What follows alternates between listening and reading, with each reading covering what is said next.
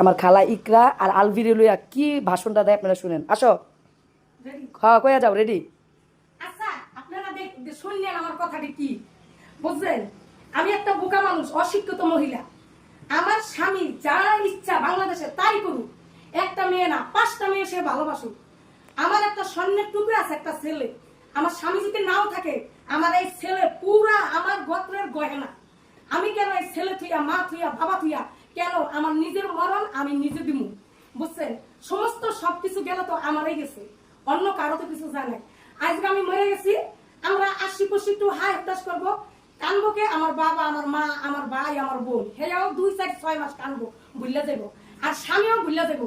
কিন্তু যে আমার পেটের একটা সন্তান, তারে আমি কারো কাছে হালাই দিয়ে গেলাম, আল্লাহর কাছে কি কই হালাই দিয়ে গেলাম না? আমি 80-85 জনগণের কাছে, 5 জনের কাছে, মা বাবার কাছে হালাই দিয়ে গেলাম। নিজের মিত্ররা নিজের কি দেওয়া পছন্দ হয়েছে কর? স্বামী যাবে না আছে, তারা থাকে না।